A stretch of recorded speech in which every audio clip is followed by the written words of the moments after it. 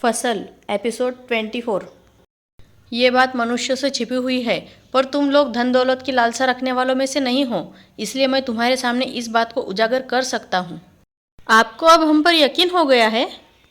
हाँ, क्योंकि तुम पहले हो जो उस लंबी गुफा को पार करने में सक्षम हुए हो।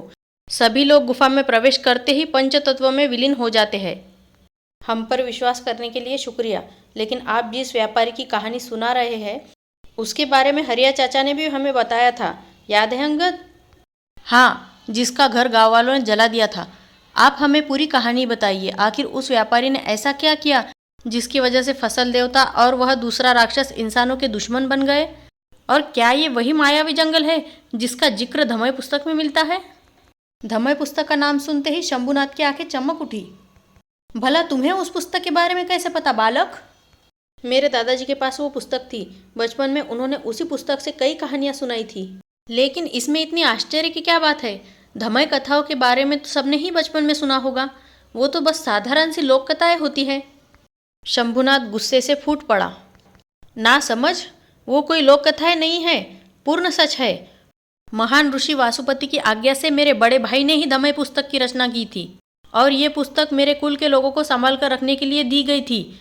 भला ये तुम्हारे दादाजी के पास कैसे आई? मुझे कैसे पता होगा ये सब? मैं तो आज तक यही समझता आया कि मेरे दादाजी मुझे बच्चों की कहानियां सुना रहे हैं।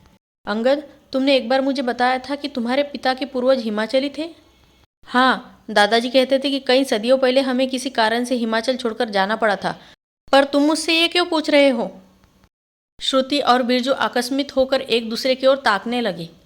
क्या बात है, बताओगे भी? कहीं ऐसा तो नहीं कि शंभुनाथ और तुम एक ही कुल के हो?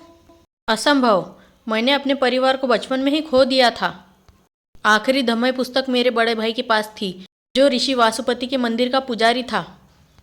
एक भूस्खलन में वो पूरा मंदिर नदी में बह गया और मेरे भाई और उसके परिवार की जान चली गई। हमारे कुल को ऋषि वासुपति का वरदान मिला था कि कुछ सदस्यों में यह खूबी होगी कि वो दीर्घायु के स्वामी होंगे और स्वयं ही अपने रोग विकार ठीक कर सकेंगे। पर मेरा भाई एक साधारण मनुष्य था, वो बच नहीं सका। आप ठीक कह रहे हैं, ये एक मामूली सा संयोग है कि मैंने धमय पुस्तक की कहानियाँ सुनी हैं, लेकिन मैंने ये भी पढ़ा था कि यहाँ कोई असीमित खजाना भी छुपा है। उसी खजाने की लालच में इस जंगल के सभी नियम बदल गए। उस व्यापारी को मायावी जंगल में रहते हुए कुछ ही दिन हुए थे, धीरे धीरे उसके घाव भी भर रहे थे। वो जंगल के तौर तरीकों से वाकिफ हो गया था और कुछ ही दिनों बाद उसने मेरे तप करने की जगह भी भाप ली थी। ये रोज़ सुबह सरोवर के पास वाली जगह पर क्या करने जाता है? कुछ दिनों तक यूं ही रोज़ सुबह वो मेरा पीछा करता रहा। मानव प्रवृत्ति ने अपना असर दिखा दिया था। जिस लालच के चलते व्यापारी ने अपना परिवार खोया था, वो फिर उसके दिल में घर कर रहा था। वहाँ जरूर कोई खजाना ही छुपा है, इसलिए इस जंगल में मनुष्यों का आना मना है। क्या हो अगर वो सारा खजाना मेरे हवाले हो जाए, मैं यहाँ से निकलकर एक नया जीवन और व्यापार शुरू कर पाऊंगा। एक दिन उसने मेरे वहां से जाने के बाद उस जगह को टटोलना शुरू किया। इतने सारे हीरे, ये पूरा पेड़ तो हीरो से लदा हुआ है। लेकिन उस खजाने तक पहुंचना किसी आम मनुष्य के बस की बात नहीं थी। एक पवित्र सुरक्षा कवच उसकी रक्षा कर रही थी। ये कैसा कवच है? मुझे इसे नष्ट करने का तरीका ढूंढना होगा। राखा और रंका ने दूर से ही देख लिया था, लेकिन वो समझ नहीं पाए कि आखिर वो क्या कर रहा था। मुझे अपने साजिश में इनको शामिल कर लेना चाहिए। इनकी शक्तियों से मैं इस कवच को तोड़ पाऊंगा। अच्छा हुआ तुम दोनों यहाँ आ गए।